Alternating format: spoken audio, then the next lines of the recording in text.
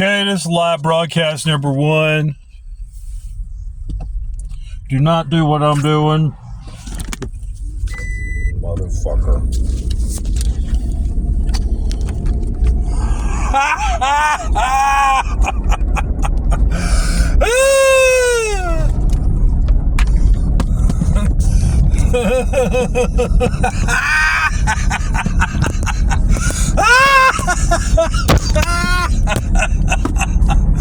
Okay. That was worth a fucking look. We're trying to get it squared up. Alright, here we go.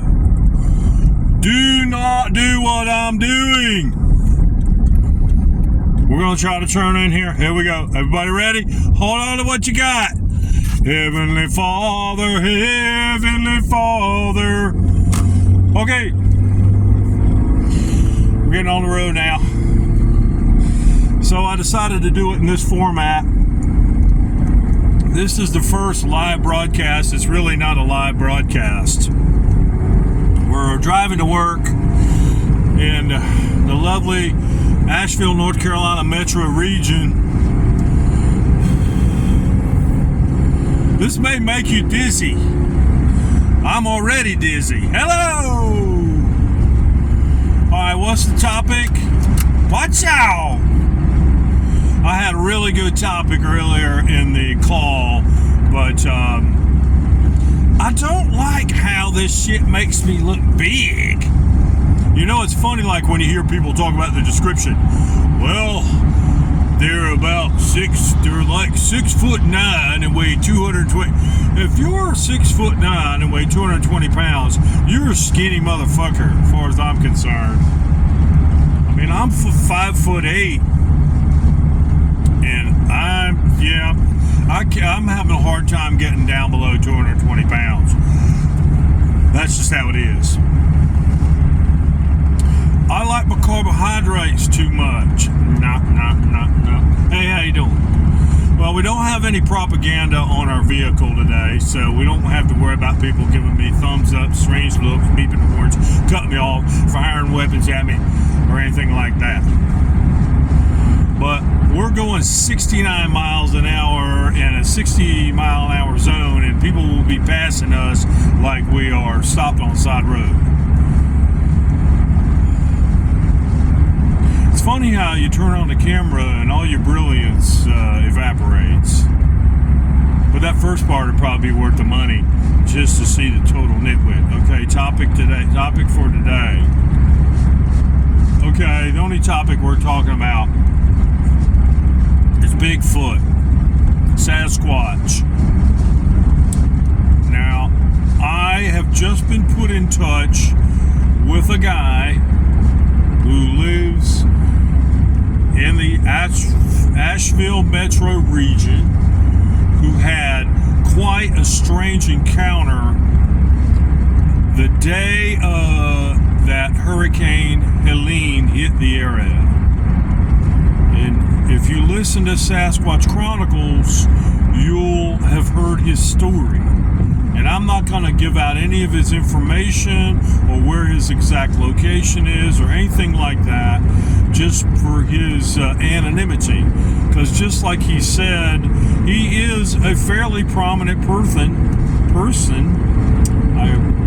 I'm having an allergy attack and I've got some swelling in my face, but he's a fairly prominent person in his community, and so he doesn't want to be seen as a kook, as a nut, and he was not into Bigfoot or Sasquatch before this happened to him. I'm fairly certain of that, simply by having a conversation with him, which I was able to do because I had sent him an email and he responded to me. We're supposed to meet today. So I've got a lot of questions. He says that these creatures were 30 feet away from him. Okay, so 30 feet is really pretty close. I mean, I don't know what I can tell you about the dimensions. You know, some houses, a lot of houses, even like a mobile home, if you stand in one end of it and look down to the other end, it's usually 25, 30 feet. So that's close. A Suburban is 19 feet long. The one I have is. So that's the length of 2 cars. So whatever it was that he saw, if he saw it that close up, I'm going to say, and I hope that you're going to say, that there's no way that he saw a bear or a wet dog, or even if he's saying it wasn't a regular person, even in the dark. And that's the other thing. I want to know exactly what the lighting was. He says it was during a tremendous downfall of rain. But still, he's saying these things ran away from him. And what my point is this. If you are a typical human being, emphasis on the typical, and you're raised in society, during a crisis situation, if you see other people, especially if they're standing there and they ride up on a motor vehicle or something, you're going to run towards them. Especially if you're naked and it's raining and you have a juvenile with you, you're going to run towards them and say, help us, help us, help us. But these things, these creatures, whatever the hell they were, according to this guy, we'll call him John, according to John, they ran away. Well, that right there, because this is the thing, and I'm sure that you all will agree, that in a crisis situation, our training, our societal, behavioral patterns, and our instincts will take over. And these creatures' instinct was to run away. That's not human beings. Human beings are societal creatures. We're very much like ants in a lot of ways. We'll run to each other in a crisis. That's just my number one point. That points out that, okay, you're dealing with something peculiar here. If it was a super hairy human being, maybe they would be feral and then they wouldn't have that societal clan, that now you're looking at more like a clan-like behavior where, oh, they're not part of our clan, so we're going to run away from them. Danger, danger, danger. I don't know about that. I just think that the species, we seek comfort in other members of our species. That's just been my experience. Anyway, and the other thing was, the guy did not mention in his story what color the skin was. That's real important. The typical Sasquatch skin color, no matter what color hair that people say that these things have, is almost universally reported as being gray in nature. So if you're talking about hominids, right? All the other great apes outside of human beings have skin that's in the gray scale. Although there are some cases of lighter skin, but usually they're some kind of mutant, right? Which these things basically probably are mutants in some way, but maybe not. Because the typical description of the Sasquatch is of an animal, a creature that is perfectly adapted to its environment. Camouflage-wise, strength-wise, speed-wise, diet, all of that. Perfectly adapted to live on planet Earth. We, on the other hand, we have to modify our environment. We have to create shelter. We have to dominate other species to get ourselves fed. I mean, we're not perfectly evolved to fit our environment. We change our environment to fit us. That's what makes us pretty much unique on all species on the planet except us, right? A lot of these other species have interesting behaviors. Oh yeah, a monkey can take a fucking leaf and stick it down in a termite mound and get some termites, right? But you don't see a monkey on the side of the road selling leaves to other monkeys and saying, "This is the perfect termite getting leaf. Come get them while they're hot. 5 for a damn banana," whatever it is. No. And like I always say, they always say, dolphins are very smart. They are. They are very smart. They are mammals. They have huge brains. They appear to have behavior that is other than instinctual. But also, have you ever heard about that dolphin hospital that they opened? Oh, it's really great. It's, you know, it's got an awesome swim up emergency room. No, you haven't. Even the gorillas, they are subject to their environment. They're on the peripheries of existence. If a climate catastrophe happens, the bigger mammals usually are always the first ones to go. If you look at North America and all the megafauna that existed as the glaciers receded, they lived during the time of glaciers, but as the glaciers receded, because of the long gestation of these huge mammals, they were not in a position to adapt.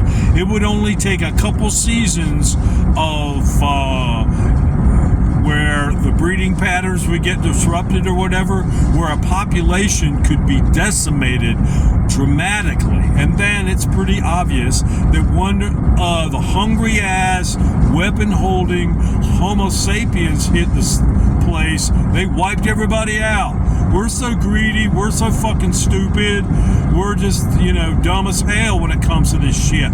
Even today, people think, oh, there's a million of that, there's a million of this, don't worry about it, but deer, on the other hand, I don't know if we'll ever wipe those fuckers out. Deer are like long-legged rats. We're not going to wipe them out. Although I am very concerned with our destruction of habitat and environment for the other species that lives in these wooded areas that we're knocking down and building housing developments, the fucking mega mansions and wooden McMansions, that all of those other animals, where are they gonna go, man? The animals, the insects, the birds. People are stupid as shit, man. We should build our houses in places where there aren't forests. That's just me. I don't know how I got off on that. Bigfoot. Is it real? It is a real thing. Of course, we're not totally sure that this guy saw a fucking Sasquatch, okay? He's not really sure what the fuck he saw.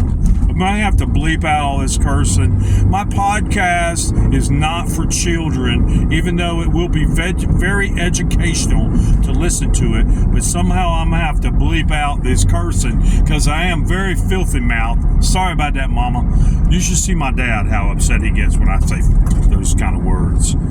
He gets very upset. He's like, why do you have to talk like that? He's the one that was in the Navy, but I wasn't. I don't know. That's just how I am. I grew up in the South, and, I don't know. People curse everywhere. I'm obviously not from the South, but I can put on that Southern accent when I need to. That's the other thing that I do. I'm very adaptive socially. But the other thing was, let's see, skin color. How close were you really? The other thing I want to know is, did it turn its head? Did you notice how the head sat on the body? Because what most reports are about Sasquatch, when people get close enough to see him or see him in the distance or whatever, they're rather rather peculiar looking, and that it appears that the head is smashed down on the shoulders. But most people who get close enough say that's because the musculature of the Bigfoot's shoulders is so outrageous, and that the musculature goes up over the head and deforms the neck, that it can't turn its head. It turns its whole torso, which is pretty creepy. I don't know, I think I would freak out. But our goal is to find out exactly where the sighting is, and if there's a chance that we can go over there. My suggestion is to go over there on the anniversary of the sighting, no matter about the weather. Yeah. So I had put my little control doohickey in my pocket so I could turn this broadcast on and off. But I seem to have mislocated it. So if I really was live, I'd be able to have comments, and then I could respond to them. And of course, we could put nitwit comments. Jimmy John number 77 says, Ed, pay attention to what you're doing. It's not safe to be driving and talking on the phone, especially not looking into it. Well, this is true. Do not do what I do. Do not do what I say. Doobie doobie doo. There he goes. Oh God, I hope they don't have the road blocked off. It's 8:30. I'm gonna go Highway 70 because they are working on 240, and it's just that they picked the absolute worst location to have the road blocked. I'll probably have to edit some of this stuff out.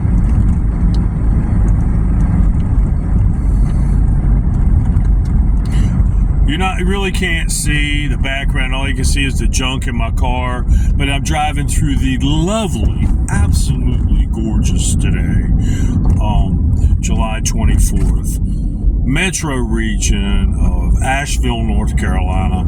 Very fortunate to live here. Really love it. I drive for a living currently, and I see a lot of it through the truck windows.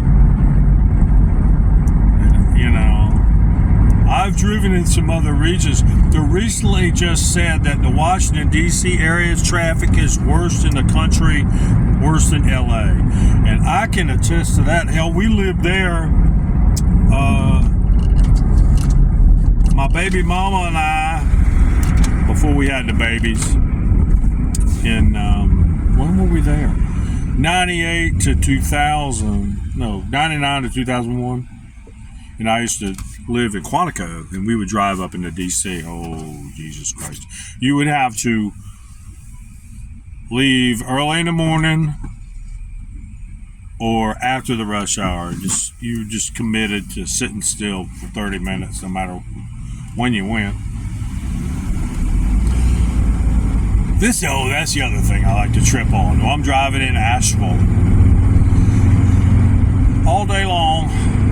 75%, I'm sure it's even higher than that. The cars I see, one person to a car.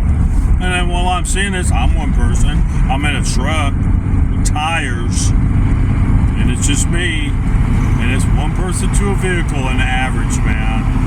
We as Americans are spoiled. We are spoiled. It's just absurd how we just, and I get it.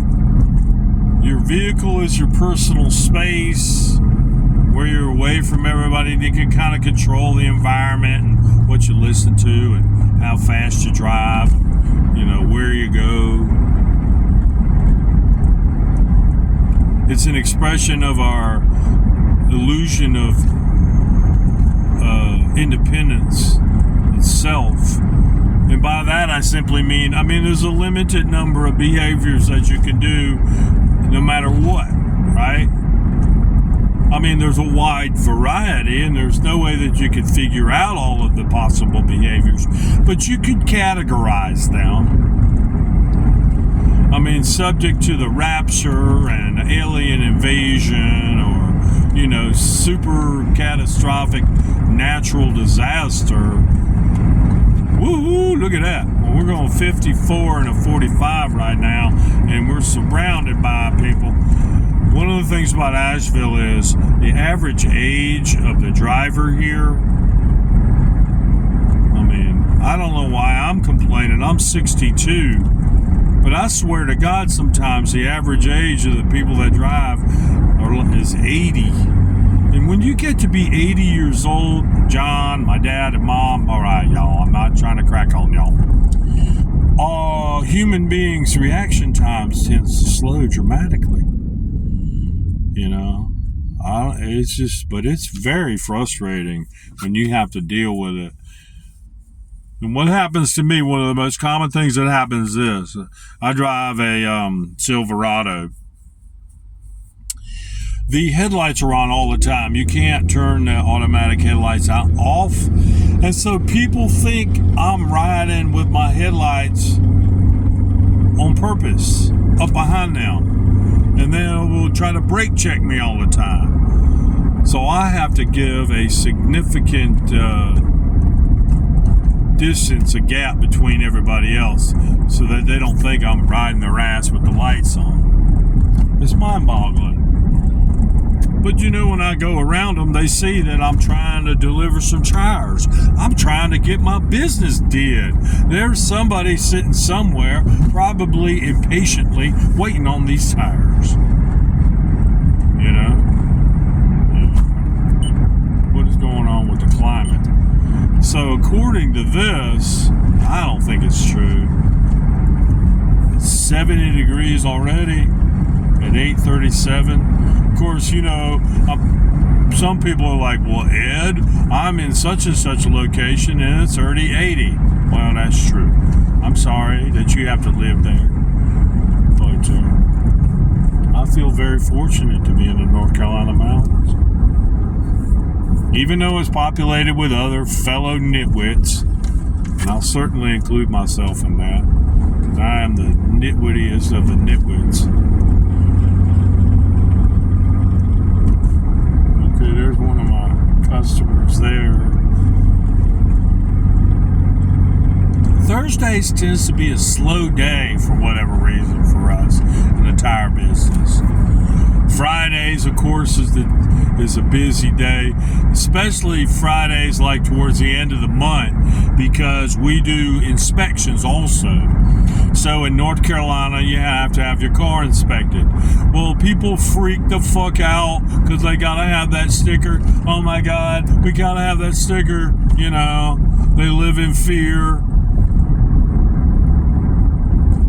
It's annoying. But really, the inspection business is like an ATM for car shops. You come in there, you pay for the inspection. You don't really have to do too much. It's hard to flunk one, but most cars will pass. The biggest problem is the emissions. In this particular car, which is a 2009 Toyota Prius, no bueno on the emissions. They ain't never gonna pass them, North Carolina emissions. They're talking about lowering that or just eliminating it, because all it is a tax on poor people.